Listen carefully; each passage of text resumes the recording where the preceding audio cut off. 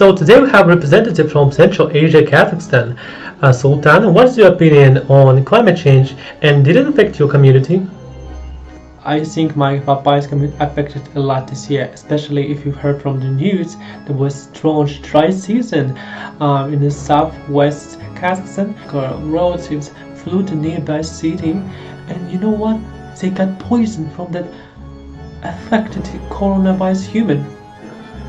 Now we have to change the rules. We're trying to be woke, we're trying to be progressive, and we're trying to help maintain biosphere environment. Apparently human lives matter, and it's our responsibility to look after them. Well, whenever we're trying to have a snack at dinner, we just see and evaluate the conditions of that snack. For example, if their animal is living in a dysfunctional farm or poor environment, we have to remove it to a more sustainable place. And then we have to calculate number or the amount of blood inside that snack, then calculate amount of blood for consumption that are not affecting that animal. Yeah, this is quite real life. And also we have to, if we want to just try and of the human, we have to take the sample blood and send it to the laboratory just to know if he have COVID or sort of any diseases. And I don't want to be any political right now, talking about genocides against bats. Have you heard that the Batman and my poor dear Grab 5's uncle flew to the Guangzhou for 2 weeks for vacation, and now Gotham has no heroes and I inherited a very old castle with poor seismic design. For me, climate change sucks. Thank you so much. So here we have the second guest.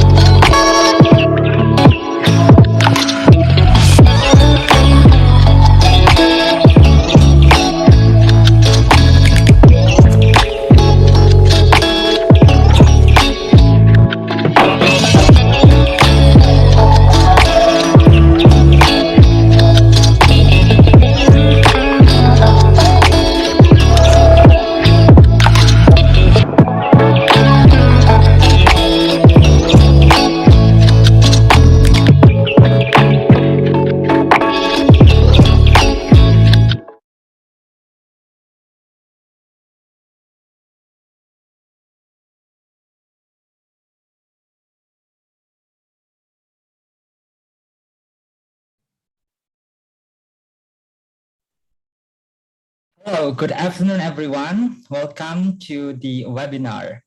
Halloween and climate change, what a scary combinations. Extreme weather conditions due to the pollutions of environment is initiating to cancel the future of spooky Halloween season. And today we will try to discuss on how to save the climate and also how to save the Halloween season. Welcome to the Chocolate Talk on the RR Series 5. Good afternoon, everyone. My name is Aditya. I am an environmental analyst from Coordinating Ministry of Economic Affairs Indonesia, and also I am a member of You Inspire Indonesia. And I'm going to be the moderator of today's Chocolate Talks that held by You Inspire Alliance, a network of youth and also young professionals working on the RR resilience and climate change adaptation. So before we start to the presentations, let's take a look on the profile of the You Inspires Alliance.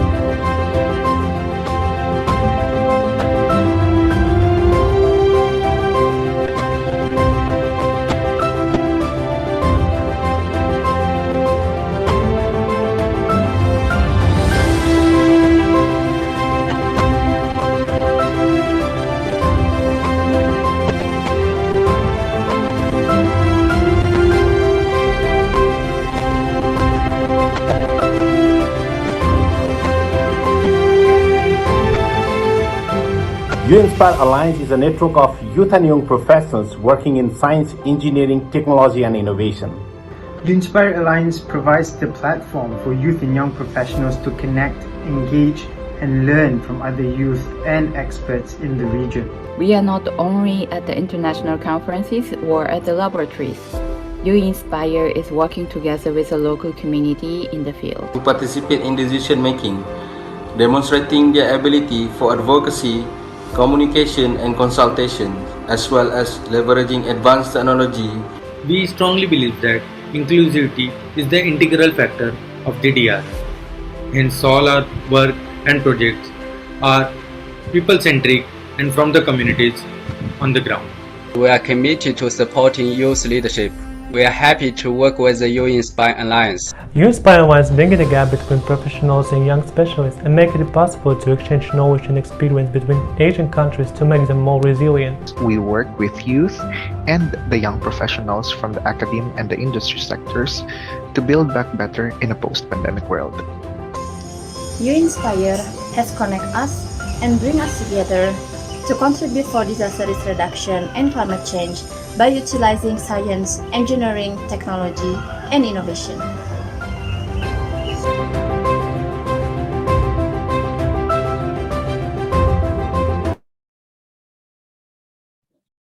Okay, that's it. The U-Inspire Alliance. It is a really great young and also young professional network to enhance our young in the adaptations of the climate and also the DRR strategies. So everyone, today's webinar's topic is talking about the climate change adaptations and also disaster risk reductions, along with the 3 invited speakers from India, and also we have from Indonesia and Malaysia. So here we have the first speaker is Sanchari Ghosh. She is from CRRP India. Sanchari coming from geography and disaster management backgrounds and currently being a senior research analyst for human and social capital in GIS India. Her research specializes in the impact analysis and also sustainable finance as well as social and human capital. As young climate professional, she is also an active member of UNGO, a community youth in sustainability across the globe. And also the second speaker, we do have Dr. Intan Suci Nurhati. She is a senior researcher at the Research Center for Oceanography in the National Research and Innovation Agency, or BRIN Indonesia, received her PhD from Georgia Institute of Technology and focusing her research on climate and marine environmental change in Indo-Pacific. She also lead and also contributing author on the UN IPCC 6 assessment report in the working group 1, and the report actually just launched in the previous August 2021. And last but not least, we also have Dr. Nurfashareena Muhamad. She is a leader and young professional in the DRR and climate change of the ASEAN Network on Climate Science and Technology. She is also being a research fellow in Southeast Asia Disaster Prevention Research Initiative from the Institute for Environment and Development, Universiti Kebangsaan, Malaysia.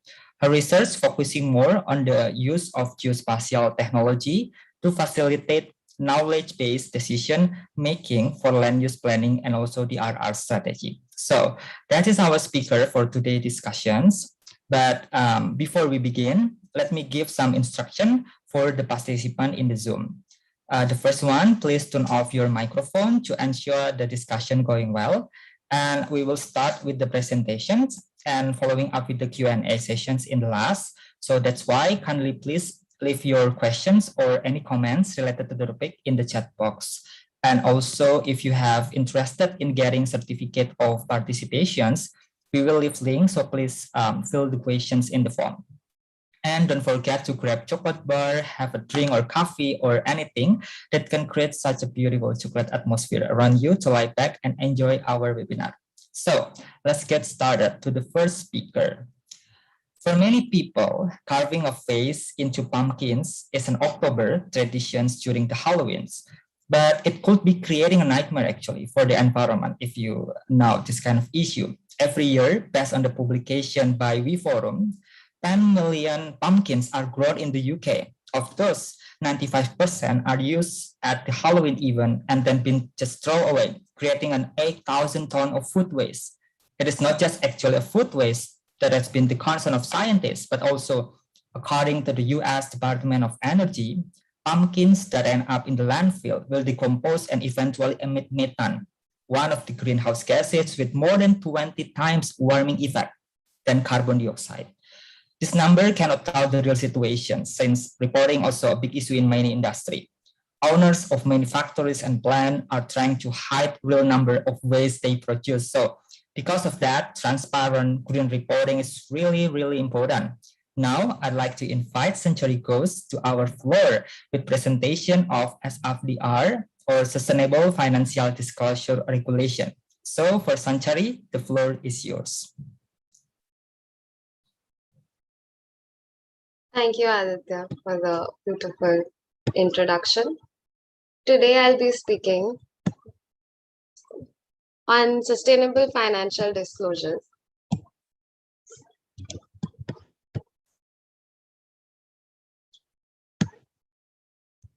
Just a minute. Yeah. Sustainable financial disclosure regulations for corporates. Now, as far as you would know, corporates need to report in a green and transparent manner so that governments can make use of their resources, private resources, to combat climate change. SFDR is now paving the way towards transparent and green reporting, where the EU has now set up regulations on the same. The European Green Deal was launched in order to transform the EU economy, the EU is the European Union, into a sustainable and a climate neutral economy by 2050. The three overarching goals that they have shared are to reorient all private capital flows towards sort of sustainable investments and to mainstream sustainability into risk management. So far, our view has been climate adaptation instead of climate mitigation. SFDR takes into account both, and it fosters transparency in the private sector for long-termism. The two resultant regulations for financial market participants, or FMPs, especially in the real estate investment sector, has been the EU taxonomy and the SFDR. EU's trinity of financial disclosures had the NFRD, or the non-financial regulatory disclosures, which came into play in 2018, and it had been drafted by 2016. So it incorporated all ESG, that is environmental, social, and governance data. Investment firms had to collect this data, and therefore today we have sustainability reports that record all emissions of waste, water, and others, especially the GHG scope 1 to 4. The taxonomy itself, that is now going to EU domain companies need to start reporting according to the taxonomy guidelines from March 10th, 2022, and they need to comply by July 1st, 2022. The SFDR is again Sustainable Financial Disclosure Regulation, based on certain indicators that need to be disclosed by companies to show how far along their investments are green enough. By green, I mean social and environmentally green. Why is the SFDR relevant today? Is that it is a disclosure regulation for which data is not widely available. So most companies that calculate impact for corporates now have to impute this data, calculated via data models, because companies today only record 20% of the data that the SFDR requires. By next year, all companies need to disclose this data. And so it is very relevant for them to get to impact scoring companies who can give them a time series calculation of the same data.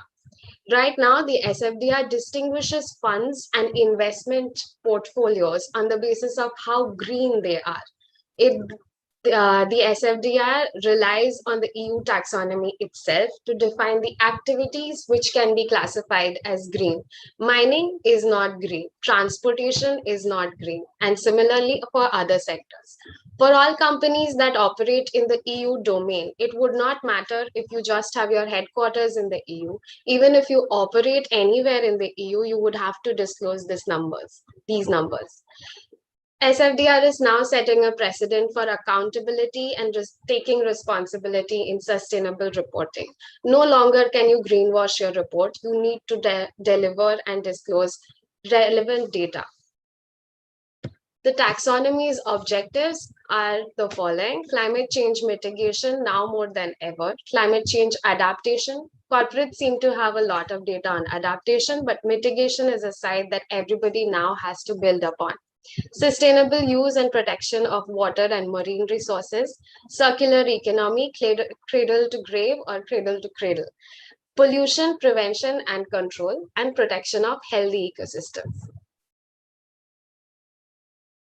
The SFDR classifies funds according to articles. Right now, we have 3 funds which have been very clearly defined under the SFDR, which are 6, 8, and 9. 6 are all the companies that have funds or investments which are not sustainable and do not comply to the DNSH criteria, which are the do no significant harm criteria. Results of this assessment will likely tell them what are the activities that do not promote sustainability, and these funds cannot at all be called green. A separate set of regulations need to come out for them, and the taxonomy for the same is already developing. Light green funds or Article 8 funds for entities would be those that have some social and environmental objectives. They are not oriented towards, say, gender equity, but a part of their fund would be dedicated towards the same. Dark green funds are those which would have clear environmental or social objectives. For example, I would want to have a fund that would allow me to afforest an area, a particular area. It requires very compact methodologies to measure and also monitor these sustainable investments, because these investments over time also have to be recorded under the SFDR. It does not only ask you to disclose your numbers, it also asks you why your numbers look as they are and what you can do to improve them. What are to be considered for SFDR? You have the fund level or the product level SFDR, and there is the entity level or the company level SFDR. The company level SFDR is pretty straightforward, but the fund level one gets into very micro details. What are the sustainability risks surrounding your portfolio or your investments? What are the principal adverse impacts? Here we have 18 mandatory PAIs today, which include gender diversity ratio, not only on the board, which is something that most companies require, but also on the other levels of management as well as employment. Social characteristics like the gender pay ratio. Are women or other genders being paid equally to men, or is it the opposite case? Also emissions and how long or how much of your investment goes into funds that allow you to emit a lot. All of these are mostly for FMPs and FMAs, who are financial market participants and financial market advisors. Yeah, the timeline for SFDR has been displayed as presented. On 27th November, the SFDR RTS, that is the required technical standards, were adopted. By 23rd April 2020, the ESAs, that is the joint consultation paper by the main bodies of the European Union, was published, which sought inputs from the market itself on what the SFDR regulations should look like. On 18 June 2020, we adopted the taxonomy regulation because we understood that most of these indicators that the SFDR requires are hard to define. So people had to come up with the taxonomy to define criteria for every single activity and fund to be considered green. So it amends parts of the SFDR regulations. On 1st September 2020, the consultation period ended, and on 20th October, the EC had sent a letter over to the ESAs on the delay for level 2 of SFDR, which are the additional PAIs or the additional principal adverse impacts. On 4th February 2021, ESAs published the final report and they drafted the RTS as we see today. The SFDR and taxonomy guidelines are continuously evolving with inputs coming in from corporates in the EU domain. Our deadline for application has been pushed to 1st of July 2022, and companies need to start reporting these numbers by March 10th. Otherwise, they will not start complying by June or July 2022. So we are in desperate need of analysts and researchers coming in to develop metrics for how to calculate SFDR PAIs. But the push is towards mitigation right now rather than adaptation. And that is what the SFDR has brought today. A greener approach to reporting and a transparent one. Thank you.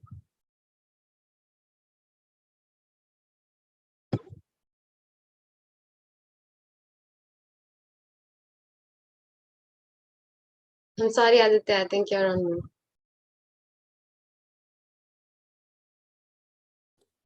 Mr. Aditya, please unmute first.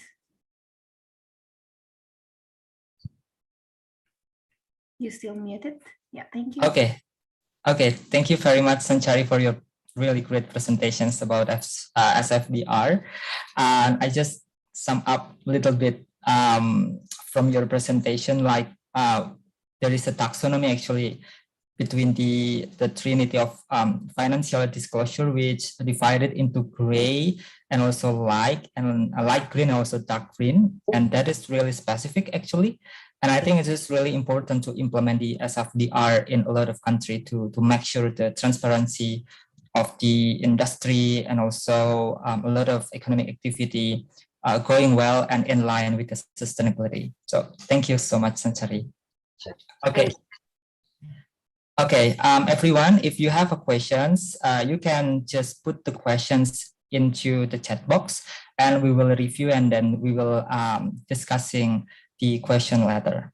Okay, next, we will have the second speaker, but before that, I will tell you a little bit the story about the interlink between the Halloween season and also the climate change. Regarding the Halloween season, do you know that climate change possibly caused a pumpkin shortage? Or in general, like an agricultural failure in many parts of the world? Who will think that we are going to have an agricultural shortage due to the impact of climate crisis, which produce a long rainfall, flood, or long dry season, which cause many agricultural failure? And it is not less scary than Halloween actually. So in June of 2015 was Illinois' rainiest June on record. And unfortunately, this extreme rain event had caused a shortage in pumpkin at the harvest. So climatologists say that adapting to changing climate is not as simple as finding more hospitable field for the pumpkins. So it could require moving the entire industry and carbon-related activities. Well, I guess with the mitigation agenda toward the reducing the emissions in Paris Agreement and also the upcoming COP26 in Glasgow, strengthening the adaptation on the community is also very pivotal things or very, very important. So to continue to talk about the climate change, I will hand over the microphone to Dr. Intan Suci Nurhati to give an interesting presentations about climate past and beyond. So for Mbak Intan, please take the floor. Hi, Adi. Thank you.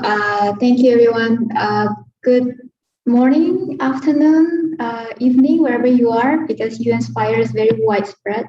Thanks again for inviting me to talk with you guys about some facts, how we explore climate of the past and what do we know about climate of the future and the present.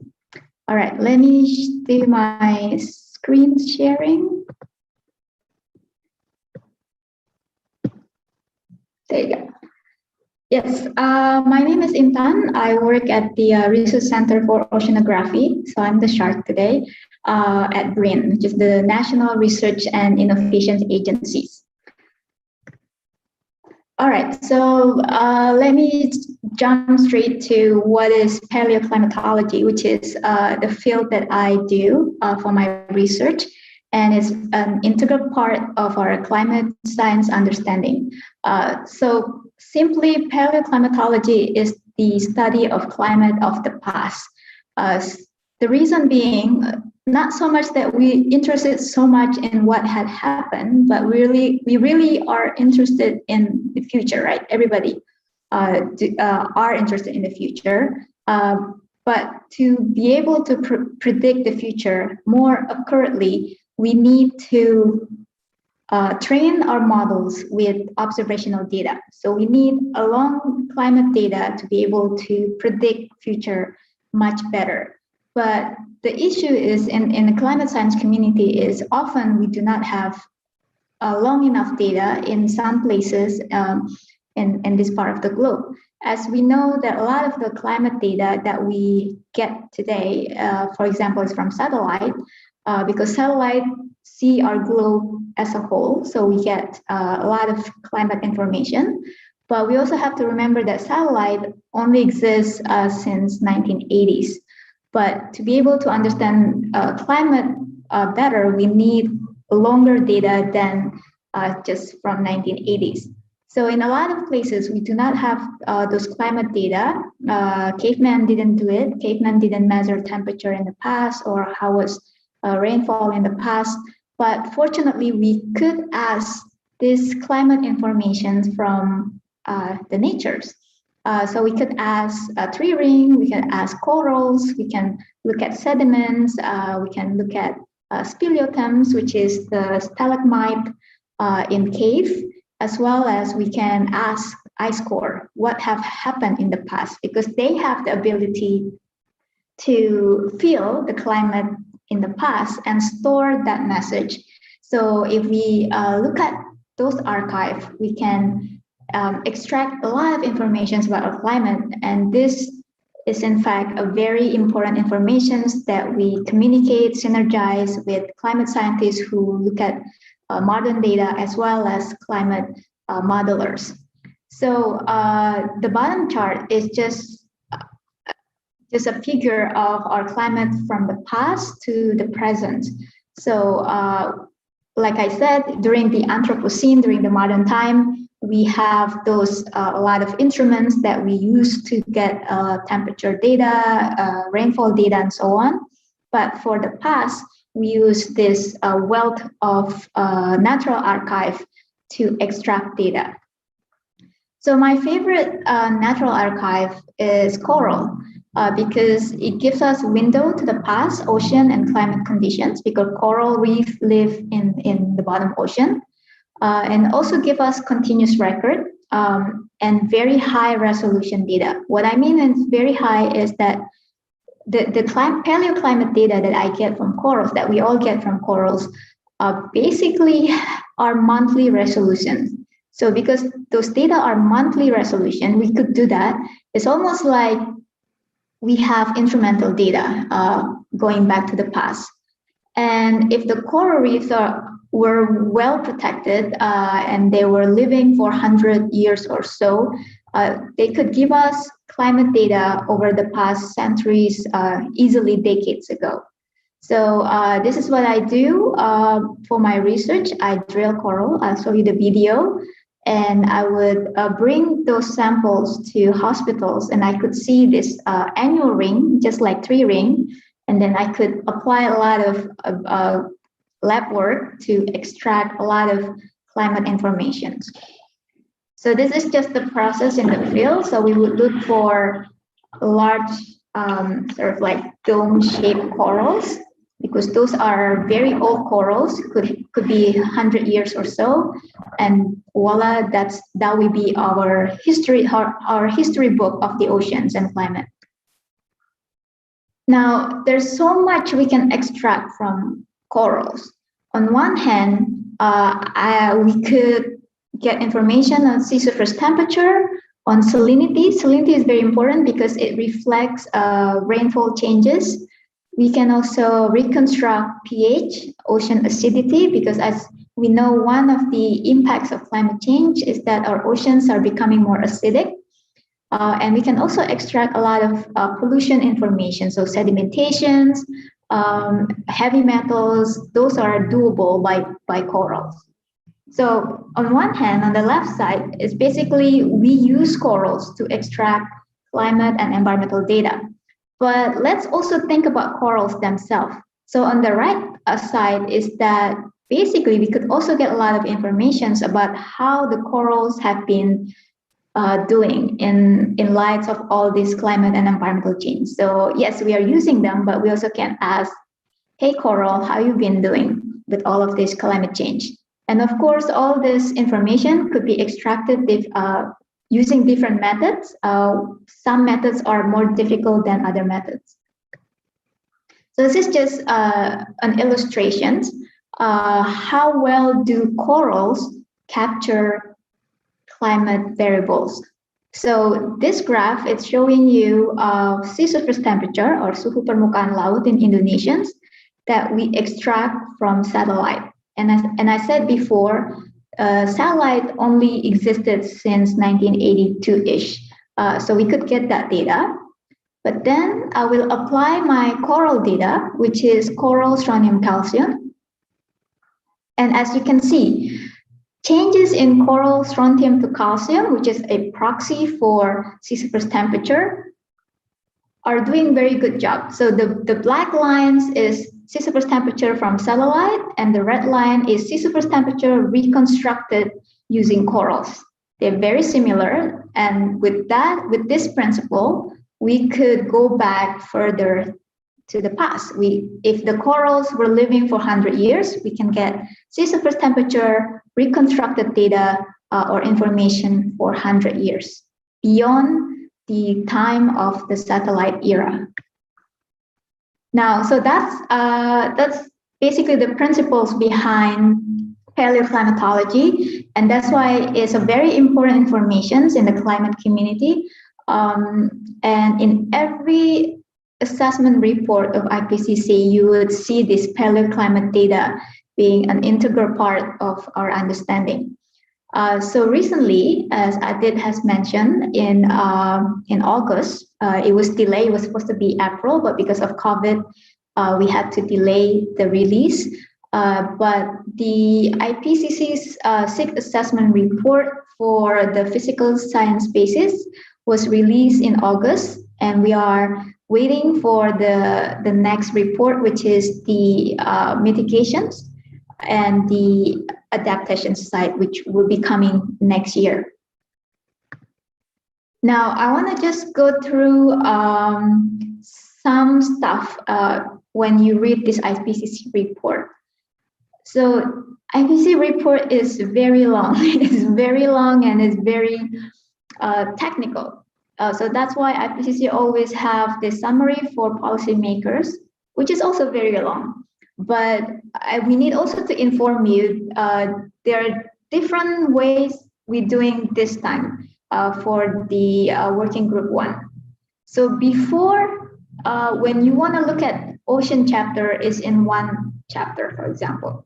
But this is just an example how we are doing this differently. So the first 4 chapters in the working group 1 sixth assessment report basically overviews or talk very deeply as well, obviously, on the global issues. So framing the context, chapter 2, look at the state right now, the changing state of the climate system. Chapter 3, look at the human influence on the climate system. And chapter 4, is a lot of climate modelers looking at future global climate. So, but chapter 1 to 4 are global view of our changing climate. Now, chapter 5 to 9 are what we call the processes chapters. I'm involved in chapter 5 and 9 because those are, well, we have ocean issues in those chapters. So I'm a lead author on chapter 9, which is ocean cryosphere and sea level change. But ocean acidifications is actually in chapter 5. So I was also involved in a small sections of chapter 5, talking about the use of corals to inform changes in our ocean pH.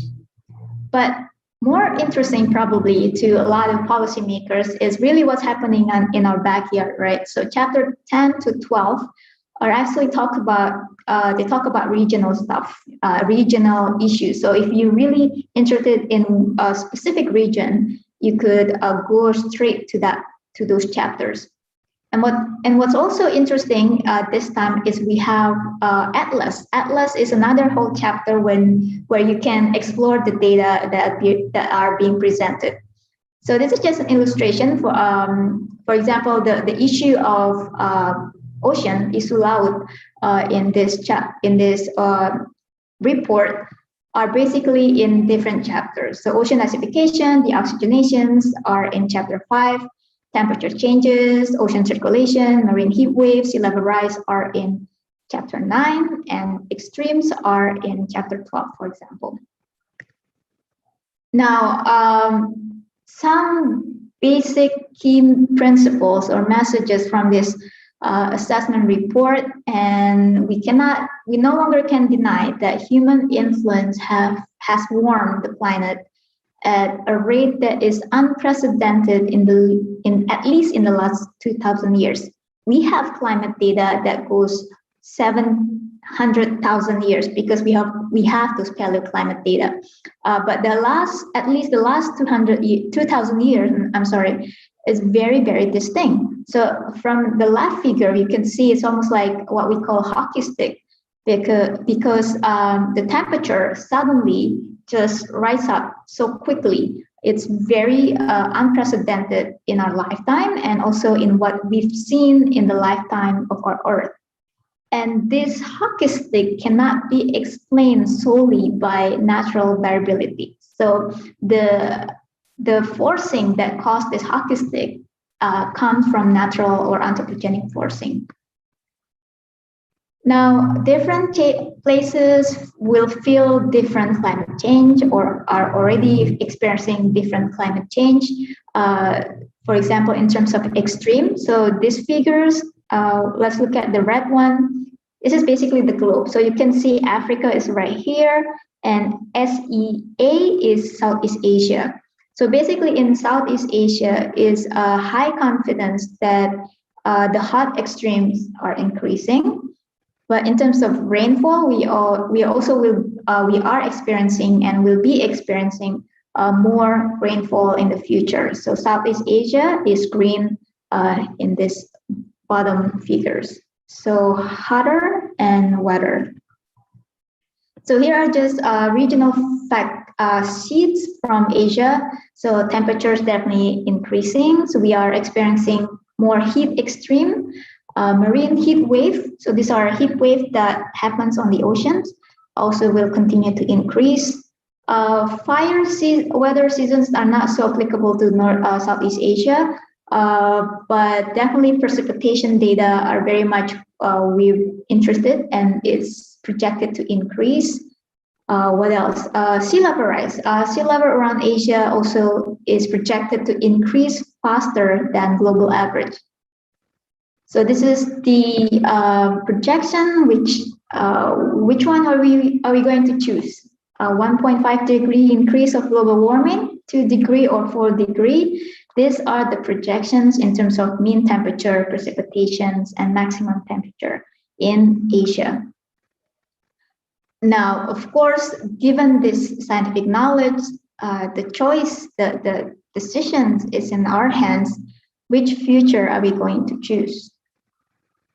Now, I also mentioned that IPCC this time has a special chapter called Atlas. So you can go to interactive Atlas IPCCs and we can choose which region that you're interested. For example, I'll choose Southeast Asia because I live in Southeast Asia. And I was just playing with this. The top figure showing temperature and the green one showing precipitation from 1950 to 2100. For different months. So we can see that our region's getting warmer, but it's also getting wetter, but depends on where we are, because monsoon is a very complex thing as well. So to close, what we've been seeing in the data is just a story again and again that climate change is not only happening, but it's happening in an accelerated mode. It's always like that when we look at past reports and the current report, that is getting fast. It's not only going up, but it's going faster. So what this means is it requires accelerated actions. We cannot just do usual thing because the changes are not usual. So we have to be creative. We have to think about things that have co-benefit, for example, mitigations and adaptations. For example, in Indonesia, what would be a smart thing? One of the things that could be smart thing to do is if we conserve seagrass ecosystem, or and also other coastal ecosystems. Because, for example, seagrass has the capacity to absorb carbon, so it has capacity to mitigate carbon, but it's also have the capacity for adaptations. So seagrass has the capacity to regulate ocean pH. So seagrass has the capacity to regulate ocean pH. So that means we could have mitigative action as well as adaptations actions at the same time.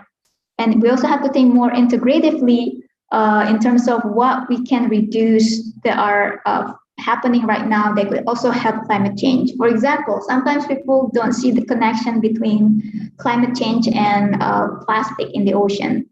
You know, one is pollution, one is climate change issue, but they're actually related because plastics is actually a very carbon intensive industry.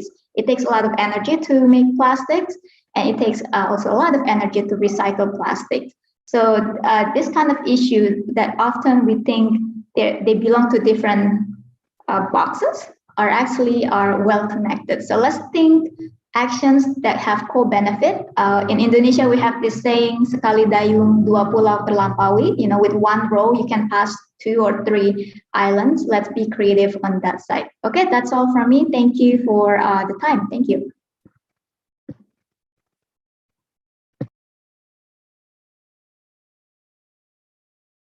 I think you're still muted, Aditya. Okay, thank you so much, Mbak Intan. Actually, yes, there is a lot of things that we can summarize from your presentation, Mbak Intan, such as paleoclimatology is really important because we need to tracking the history of the climate, and there is a lot of proxy climate that we can use, such as the coral reef as a natural resources. And also Mbak Intan said that we need to think as creative and as innovative as possible. We cannot just tackling the climate with the business as usual. And talking about IPCC 6 report, there is a lot of things that we can explore later.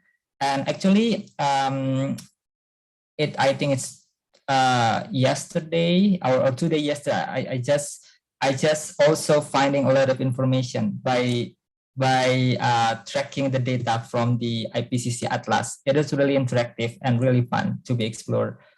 Okay, so yes, we are continue to the last speaker, everyone.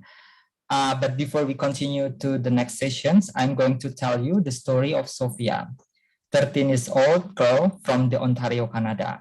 Last year in Ontario, instead of asking for a candy during the Halloween, a group of kids decided to dress up and walk the street the day before Halloween and calling out for the action on the climate change. They said during the interview with CBC that day they were going to have some fun, but when the candy and also costume are gone, they say that we are still going to be in the climate emergency and disaster risk. So we need a balance of hope and fear, and we should act to save our planet. And reading the interview with CBC, that's so heartbreaking actually, to see that even children and also local communities are more aware of climate issues than some adult in wasteful industry or some adult who like to shaking hand and then saying a lot of blah, blah, blah, we are reducing emissions, but keep digging, burning, and also exporting fossil fuels. So to following up the issue, I would like to give the floor to Dr. Nurfashareena Muhamad with her presentation on disaster risk reduction effort for the local scale application. So Dr. Sarzhanovspeakers, the floor is yours.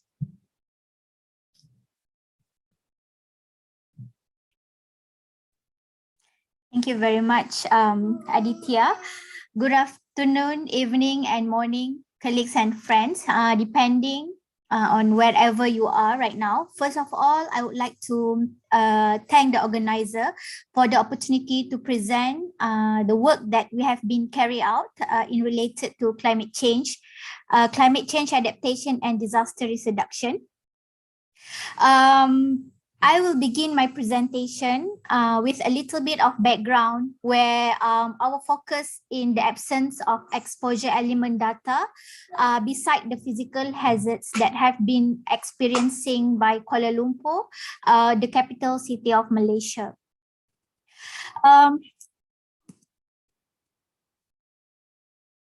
Okay.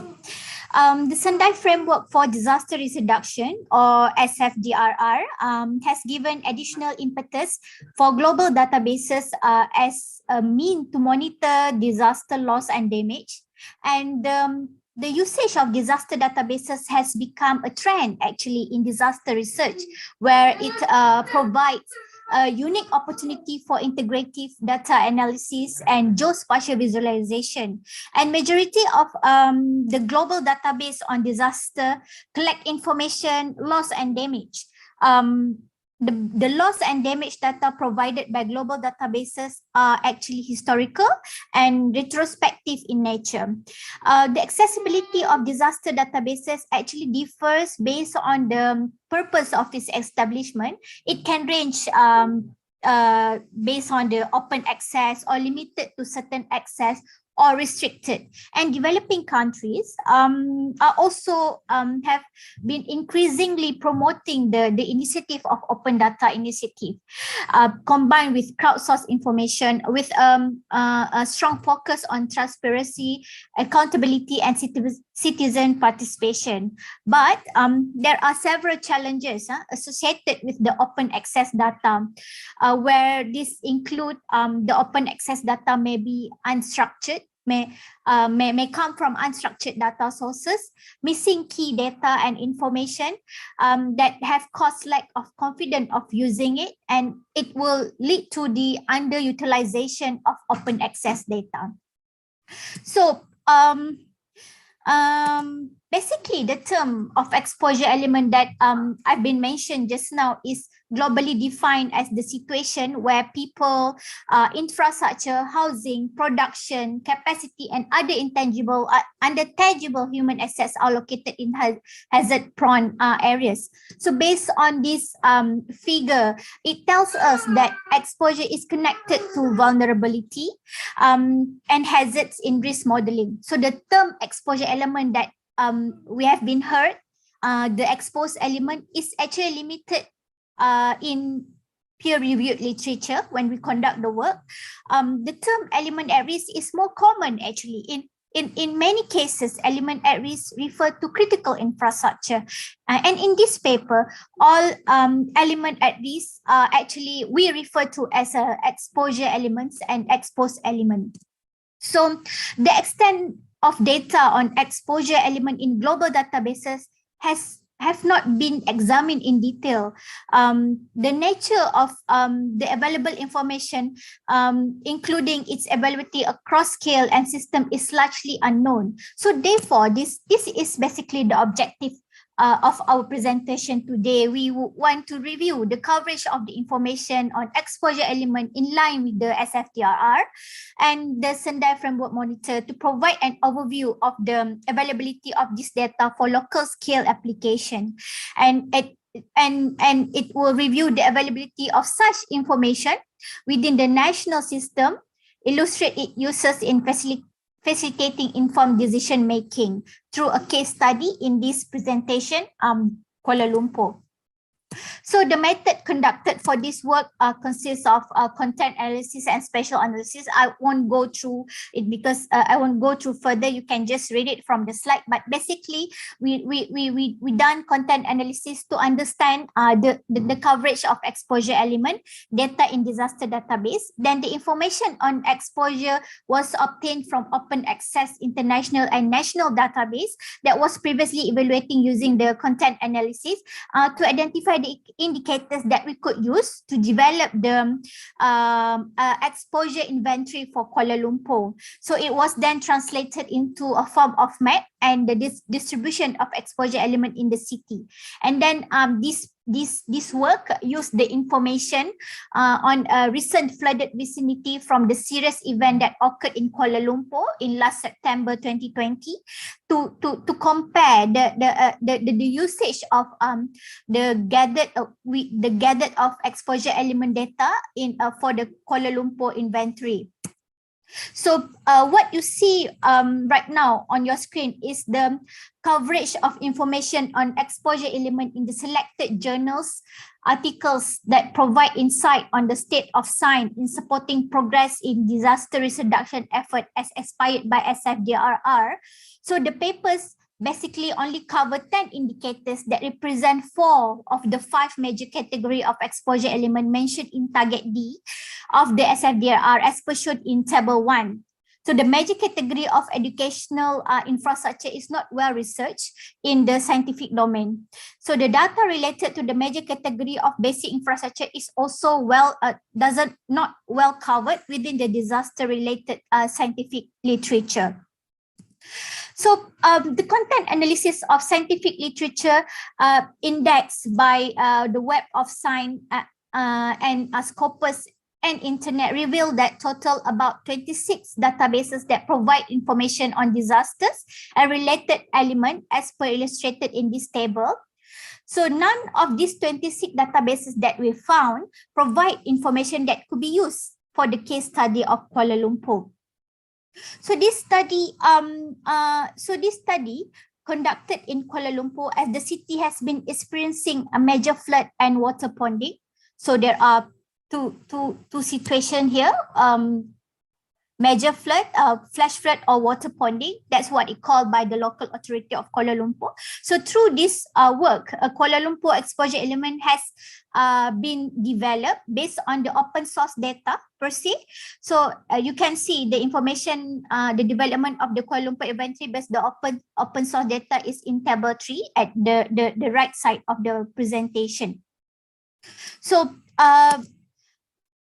based on the result for the case study of Kuala Lumpur, the information of exposure element was implemented on a particular event on September 10, 2020, where about 16 vicinities were inundated by the flash flood and water ponding as a result of heavy downpour that lasted about 5 hours. And all of the exposure element that we gathered just now were within in the flood susceptibility map, which also revealed that the damages associated with the event on September 10, 2020 is currently not available. There is no open source database on damage associated with small-scale disasters, such as those reported in Kuala Lumpur. And in this case, if disaster event take place, it is really important for us to maintain the provision of essential services such as education, healthcare, transportation, and other basic services. So the availability of prospective information on disaster risk in conjunction with the exposure element will actually enable the decision maker to make effective intervention before disaster even strike. Yeah, so what we can say from this finding is that the poor coverage of exposure element in the research domain is mirrored in the operational domain.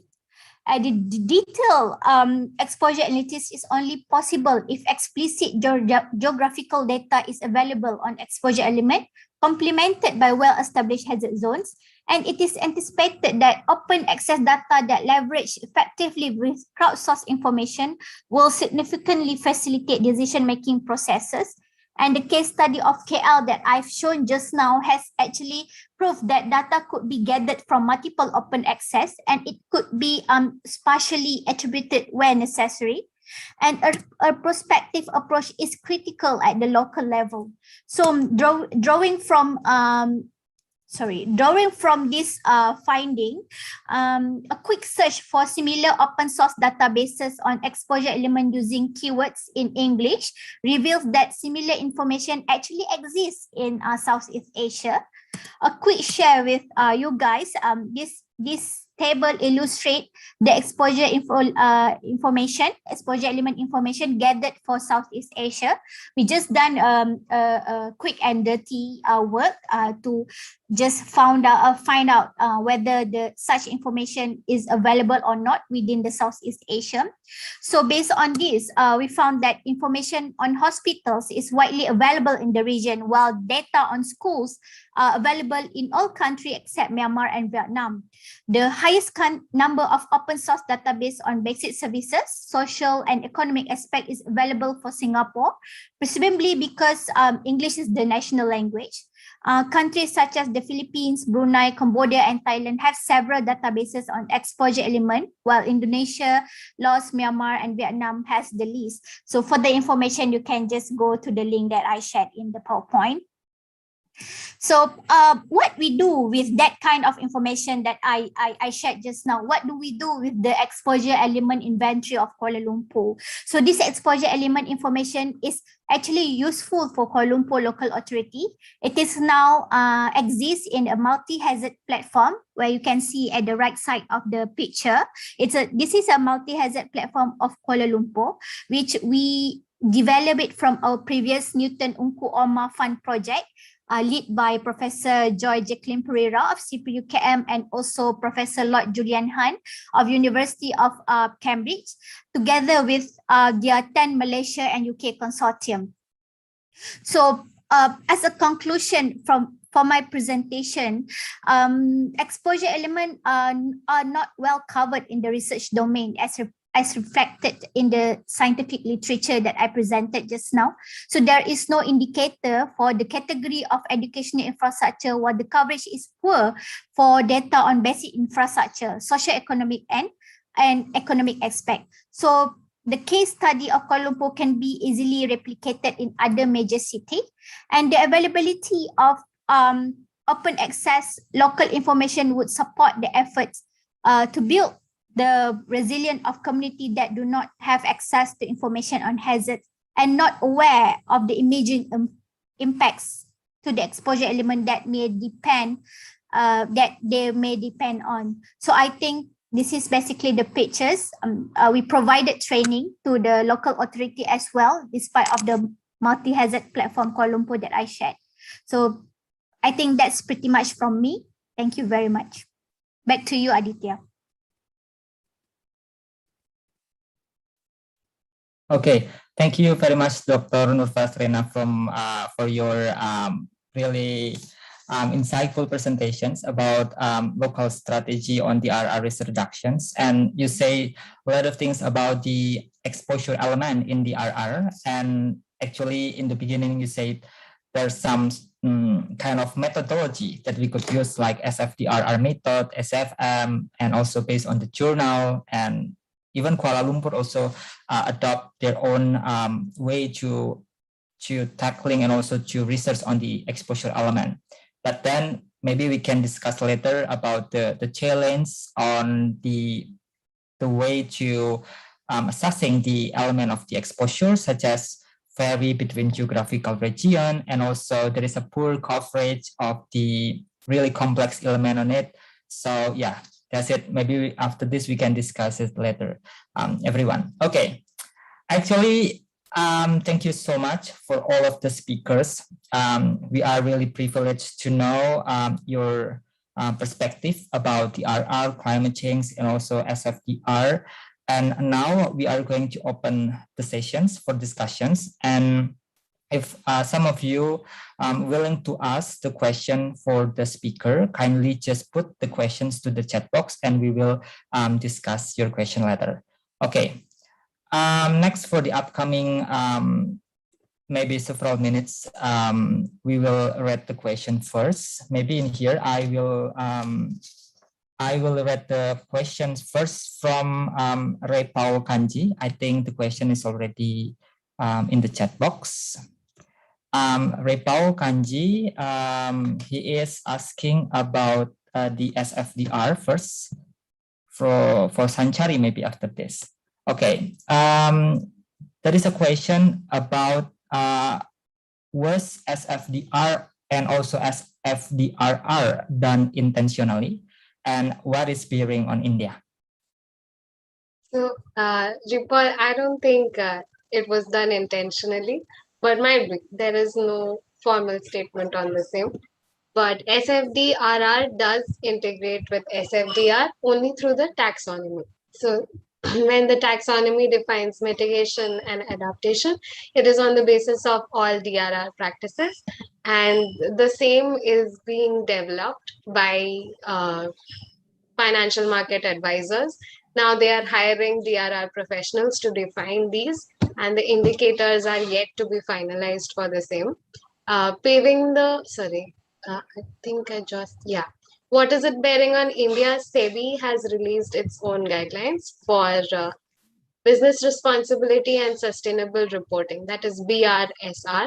Initially, businesses were reporting their CSR reports, although that is only a part of, that includes SFDR. CSR would say report emissions, and they could say that their projects were working on green activities, but the SFDR mandates that you inform how much investment is providing what natural impacts and social impacts. And that quantification is slightly different from CSR activities. CSR gets you funds, SFDR puts you on the list towards getting funds. And how does the same SEBI is going to release these guidelines for till 2022, it was voluntary. From 22 to 23 fiscal year, companies will have to start mandatorily reporting this, especially the top 1,000 companies under SEBI as per market capitalization. I hope that answers your question. Okay, thank you, Sanchari, for answering the question. Actually, it's also covering the second question I will ask for you about the how to plan CSR and also SFDR. Okay, so actually the difference it's quite a lot, and also talking about the difference between SFDR and also SFDRR is basically the connection between the tax element. Yeah, exactly. Okay. Thank you very much, Sanchari. Maybe if some of you wanna following up the statement of Sanchari, you can type in the questions to the chat box. We will continue the discussion later on. Okay, everyone, we are moved to the second questions. It's also still coming from Ripau for Mbak Intan. The question is about the difference between RCP or representative concentration pathway and also SSP or share socioeconomic pathway that has been adopted in the AR6 in the IPCC report. Maybe you can share the difference between these two pathways. Thank you. So yes, this is these two systems, but they're actually complementary. So before AR6, IPCC used RCP, which basically have 4 different levels, and it's based on the level of greenhouse gases. So it's defined as RCP 2.6, 4.5, 6, 8.5. Those are actually watts per meter by 2100. So it shows us the greenhouse effect level, the greenhouse level, but it doesn't show us what the societies will be doing or needs to do. So that's why the second approach is the SSP. This basically incorporates more parameters like populations, economic growth, educations, urbanizations, and technology. So these basically are categories that will show society which path we are more likely to choose and whether we'll reach our the Paris Agreement. So it's not enough just looking at the greenhouse concentration, but we have to think also about the human, what choices we make. But SSP have 5 scenarios. SSP 1 is like if it's a sustainable development, so we have low challenge for mitigation as well as adaptations. SSP 2 is if we have more or medium challenge for adaptation and mitigations. SSP 3 is a scenario if we have high challenges for both mitigation and adaptations. SSP 4 is for if the scenario is we have low challenge for mitigations but high challenge for adaptations. And SSP5 is if we have high challenge for mitigation and low challenge. So basically, I'll show you in the chat the paper that is being referred in the IPCC about the development of SSP. But the point is, this time with the SSP, it really give the choices, which choices the society will take. Okay.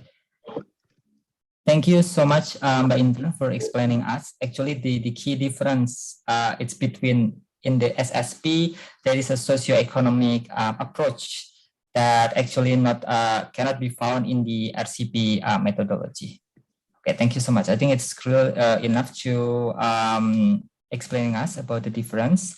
And everyone, maybe after this, we are going to continue the sessions. We are going to move to the question for Dr. Fasha first. The question is from the Mbak Rahma. She is asked about what is the method are used for the crowdsourcing spatial data at Kuala Lumpur? Is that kind of maybe data bank or something like that for crowding the really local spatial data from the local communities? Okay, thank you for the question, Dr. Rama. The way that we use, initially that I presented, there are two steps where we use content analysis and spatial analysis. It's a little bit difficult initially at the very beginning because when we do the content analysis, we divided it to three phases where the first phase we use keywords. Keyword searching, keyword screening, where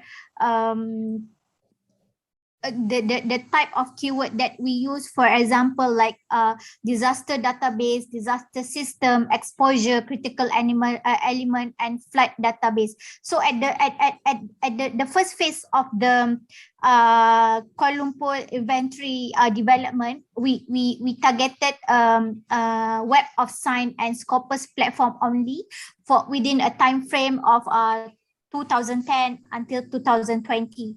So in the search using these two platforms, we use that keyword screening first, and then second, after we are done with the screening focus on the peer-reviewed literature, we go to the second phase where it involves the result of we go to the identifying the information from the internet. And then after that, we go to the final phase where we screen the targeted government reports, local media reports, and other unpublished documents. The keywords is still being used, but in both English and our national language. Based on the phase of screening, we are able to gather a lot of information, and we need to filter it and match it with the Sendai indicators so that we could tabulate it on how I presented in the presentation just now. Okay, thank you so much, Dr. Fasa. So actually, the two main important is about the content analysis and also spatial analysis. So it's kind of the way to collect the data information. Yeah, correct. After we managed to build the inventory from the content analysis, then we move to the spatial analysis. We start implementing the information for the case study. Yeah, but the difficult part is where getting the information, screening the information, and filtering the information from the three phases that I explained just now. Yeah. Okay, thank you. So it's actually like a staging. So the first one you exercise the content, and then after this you move to the spatial analysis. Okay, thank you so much. I hope it helped you to answer the question, Mbak Rahma. And then we move again to the next speakers. And then we are going back to the Sanchari. There is a question also from Mbak Rahma. It's about, are there any kind of relations between SFDR with the insurance or disaster insurance? So the SFDR does not deal with immediate disaster response. It is mostly mitigation, as in putting policies in place so that the private sector starts investing into environmental and social causes. So just that, not anything related to disaster or exposure. But there are indicators such as your distance from a biohazardous waste area, how it should be maintained, and everything like that, so that any disaster is mitigated beforehand. And nobody develops anything in a disaster-prone area. That is the basis of it. Okay, thank you so much. So actually, there is no really strong correlations between these two things. Exactly. Yeah, but I'm curious about actually, is there this kind of methodology SFDR already applied internationally in a lot of countries, or actually just several countries already implement the SFDR really well? So the EU started working on it in 2018, and then everyone has followed. It's just the European Commission that has an entire domain-based regulation in place. The US is still working on it because they have a lot of corporates involved, but they have still placed the coal ban, which is thermal energy power plants are no longer coal-based. And India is working on it as well. But I think mostly going forward by 23, everyone is going to adopt something like the SFDR and taxonomy to put in place accountability for corporates. Okay, so maybe the name is not specifically SFDR, but maybe the principle already adopted in a lot of countries. Yeah. Okay, thank you so much, Sanchari, for the answer. And we are next to Mbak Intan again. Mbak Intan, there is a questions in here that coming from Khairul from Malaysia. Maybe it's quite technically how to be the IPCC author chapter. Okay. Yes, thank you, Khairul. So the process went like, so IPCC would invite nominations to be lead authors of IPCC. And I believe it can be sent individually as well as from the IPCC's focal point. So my nomination was actually gathered by Indonesian's focal point for IPCC. There were a lot of names in that, and those names went to IPCC's, and IPCC would assess based on our research track record or publications. So that's the process of becoming lead authors. But there's also, with lead authors, they would also elect coordinating lead authors. So these are usually more senior IPCC members who be coordinating the chapter. And you can imagine that even, for example, in our chapter 9, we have 15 lead authors. And you can imagine the task of assessing, ocean, sea levels, and cryosphere. It's impossible that 15 of us knows everything about the topic, right? So that's why IPCC also have these contributing authors. For example, for marine heat wave, I was in charge to do that section, but I'm not an expert in marine heat wave. So then we agreed that we would invite an expert in marine heat wave to be contributing authors in the chapter. So that's the process of IPCC's. But IPCC, I believe, also put a lot of effort making sure there's more fair regional representations as well as female representations, as well as younger scientists. In IPCC, I'm more the junior scientist. There are a lot more senior scientists in IPCC than me. Okay. So actually, there is two ways. Yes, Mbak Intan. The first one, you can contact the IPCC focal point in your country, or you can nominate by yourself by registering to the IPCC system. Yes, but during the time when they are asking this, so you cannot just do it anytime. Oh, okay. So there is a certain time that we need to looking into the might be the IPCC website, something like that, to following the registration. Okay, and then actually Mbak Rahma also have the question to echo the chiral questions regarding Mbak Intan journey on the IPCC. Maybe you could share to us about your early journey and then entering the IPCC, how long the process took from the initiation until the publication. So we start working in 2018. Yes, so it's yes, so it's a long process, and usually even back then, before the pandemic, IPCC works in remote manners. But every year, or there's 1 year that we have twice person-in-person meeting. So it's the lead authors, we call it lead authors meeting, or LAM. So we have LAM 1 to 3 that were offline, but we were supposed to have LAM 4 in South America, but then it was right when the pandemic starts, so then it was online. Okay, so it's quite a long journey, by Intan.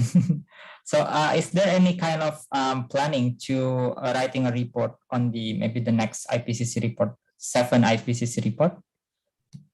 Oh yeah, the next cycle, well, usually the next cycle will come in about 5 years or so, but IPCC also release or works on special reports. For example, between AR5 and AR6, there were several special reports, including special report on oceans and land, which is why Chapter 9 was very challenging, because we have to update something from SROC.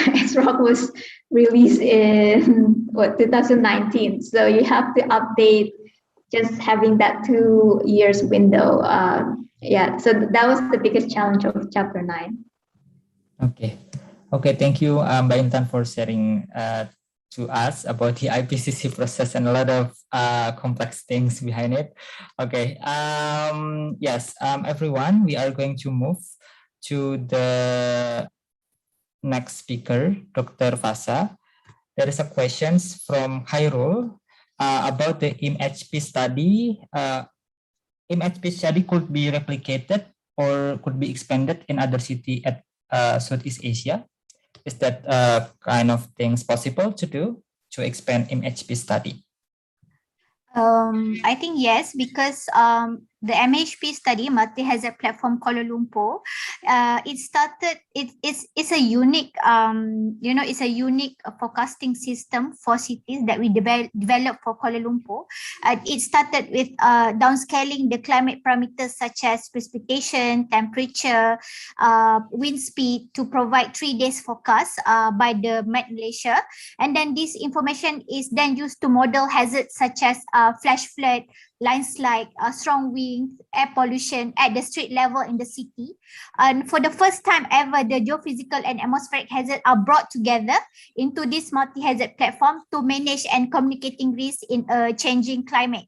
So for this system that we developed, the primary end user is the emergency squad in the Kuala Lumpur City Hall, who use this forecast data to plan their deployment of their asset up to 3 days. So a similar effort we think that can also be undertaken in Southeast Asia to advance the open sharing of information on disaster risk and climate extreme, where the availability of such information or such system would support the efforts to build the resilient communities that do not have access to such information or not aware of their current imaging hazard, I think, yeah. Okay, so it's actually possible to be implemented in other region. And then actually we still have last question for Dr. Fasha, coming from Sachi Suzuki. How do you think local disaster or exposure database can be well maintained? Who should play a role? Okay, I'm answering based on the Kuala Lumpur situation, where when we developed the database, we sort of have, after this project finished, we sort of have a continuous project to maintain the system to keep facilitate the Kuala Lumpur City Hall in their operationalization. So in this case, when we had a continuous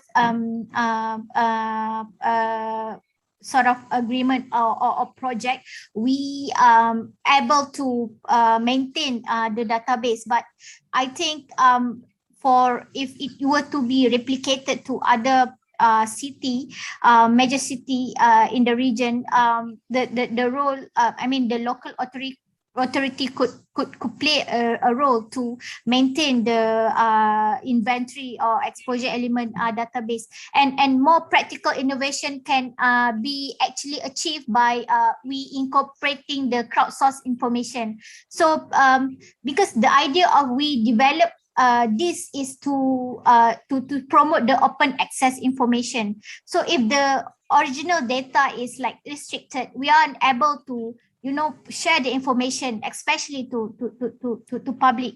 So this is seen as critical to build the confidence of the community and also promote the informed decision making. Yeah. Okay. Okay, thank you very much for informing us about that. So, but I just wonder, in Indonesia for disaster, maybe we have National Agency for Disaster, BNPB, to collecting the data. Also, in our government, we also trying to build one data, one map policy to collecting a lot of spatial data, also including the disaster. Is there any kind of things in Malaysia to make the data becoming in one places at the same time? Yes, we have our National Data Command Center led by our National Disaster Management Agency, NADMA. So in this case, we are focusing on the local scale application, where we provide this kind of platform to the Kuala Lumpur local, the city. But at the same time, in Selangor, in other state of within Malaysia, they have also they also already have their own data command center that integrate or compile various information that related to disaster. A lot of parameters in the data command center, but that's for Selangor, the other state of Kuala Lumpur. And for this study, we focus on Kuala Lumpur because it's sort of a major city. And then NADMA, the National Agency, Disaster Management Agency of Malaysia, is like the bigger picture if you want to see it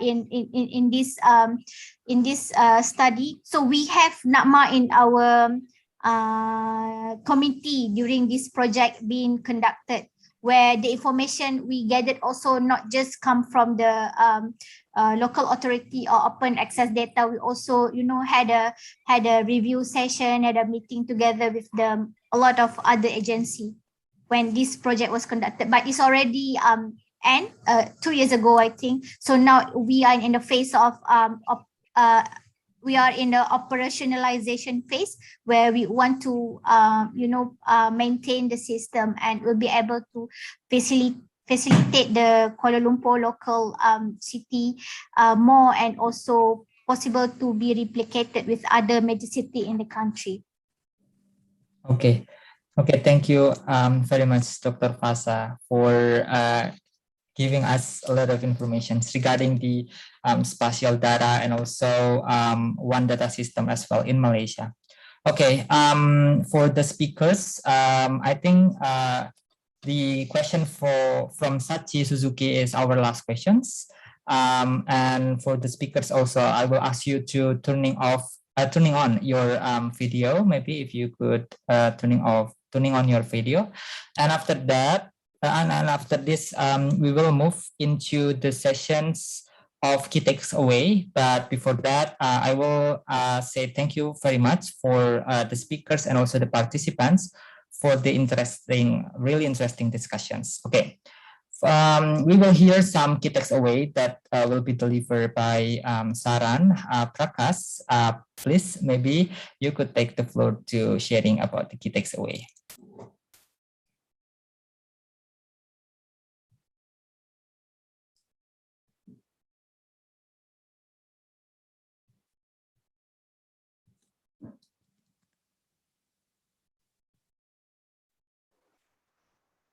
Thank you, Aditya. Thank you, and all the speakers. Thank you for that wonderful session.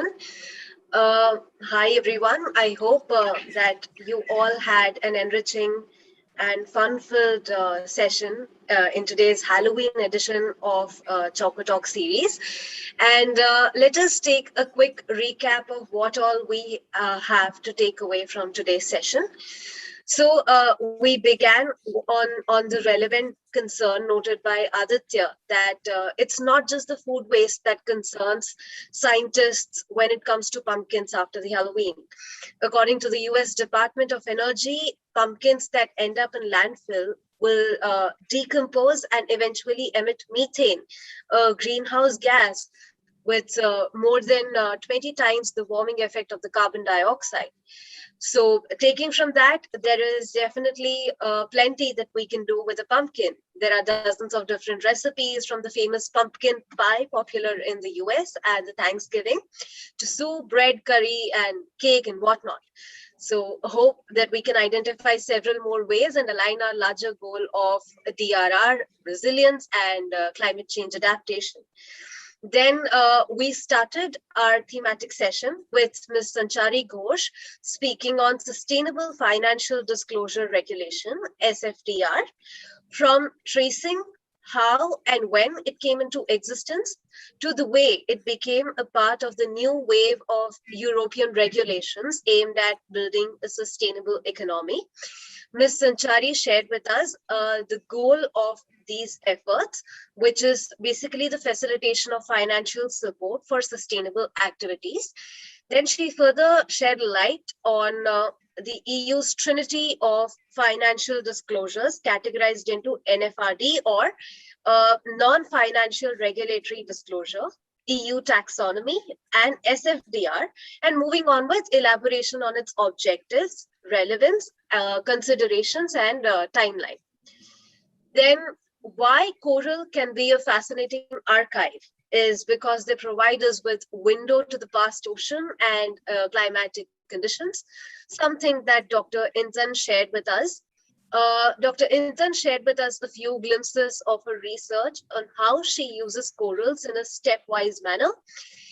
As she elaborated, her work aims to figure out the long-term effects of human activities on climate change and the environment by studying natural archives such as corals and trees.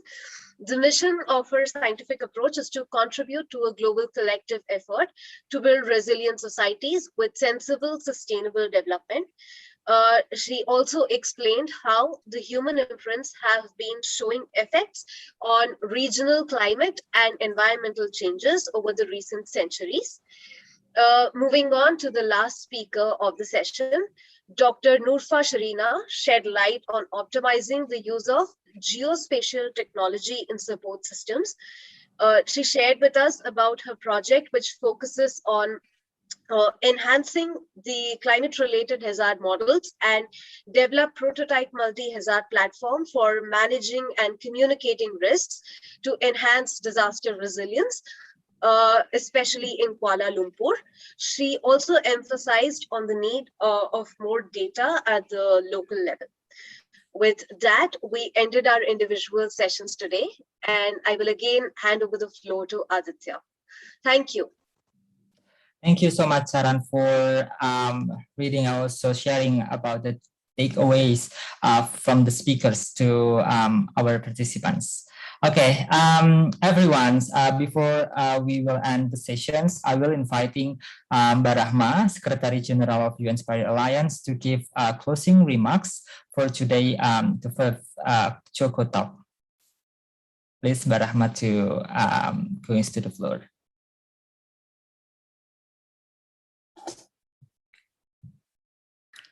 Yeah, thank you very much, Mas Aditya, and also I would like to really thank you, Dr. Intan Suci Nurhati, my senior at BRIN, many of our inspiration in Indonesia.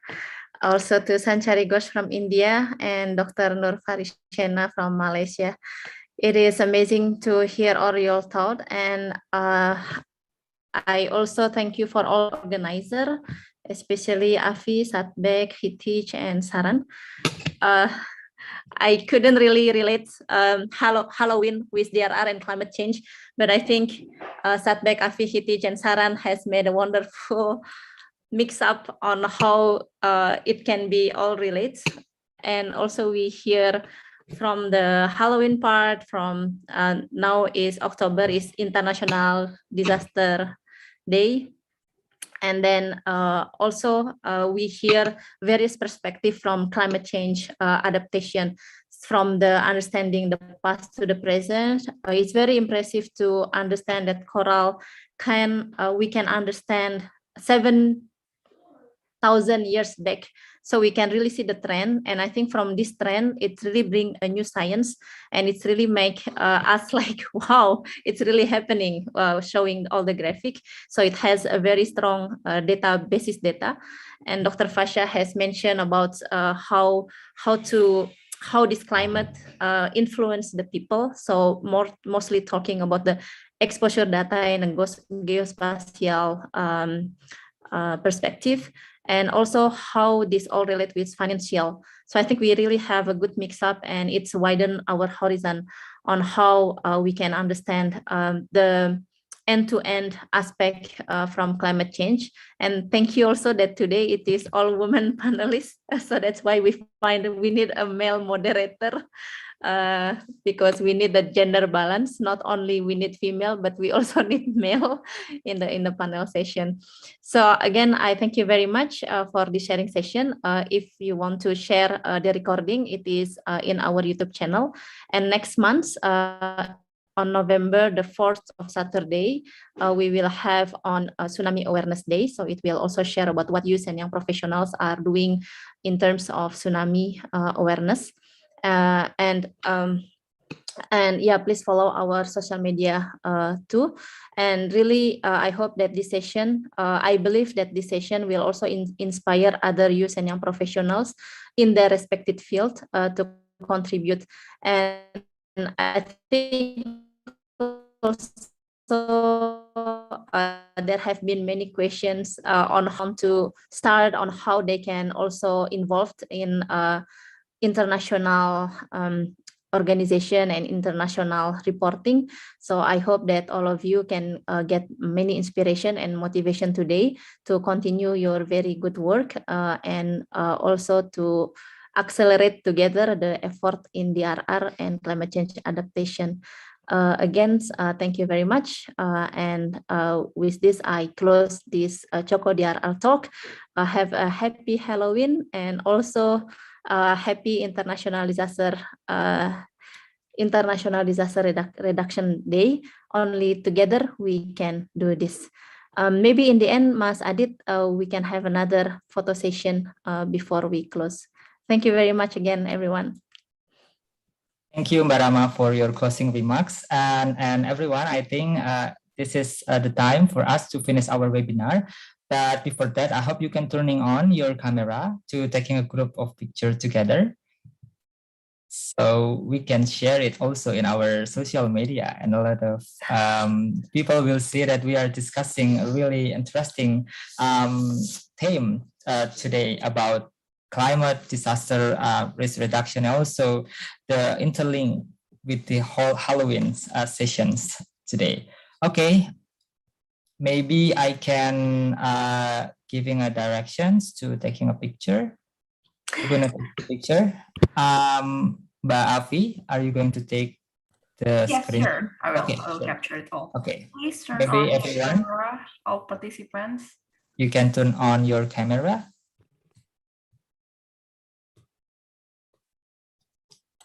Okay, maybe during day, I will take a picture. Okay. Okay, perfect. Maybe I will help to count. 1, 2, 3. Yeah, once more. 1, 2, 1, 2, 3. Perfect. Okay, thank you very much, everyone. Okay, thank you very much, Mbak Afi. And thank you, everyone. I want to remind, if you want to get the certificate, don't forget to fill the link in the question box. And I do really happy to be moderator on this event. And I thank you for all of the speakers, Sanchari, Mbak Intan, Dr. Fasha, for sharing to us very, very enlightening discussions. And thanks a lot too for the Choco team behind this webinar, Mbak Afi, Mbak Rahma, Kshitij, Satbek, Saran, Mas Hanif, and Garima and all. As well, I want to thank you for all of the participants. I hope that our today's fruitful discussions could expand our knowledge and also motivate us to contribute more actively on the climate and also disaster risk reduction issue. Thank you everyone, and looking forward to having you again in the next month. Have a great day and stay healthy. Thank you, Thank you very everyone. much. Thank you, organizer, for having me. Thank you. Thank you so much, Mbak Intan, Mbak Fasha. Thank you so much, Rama.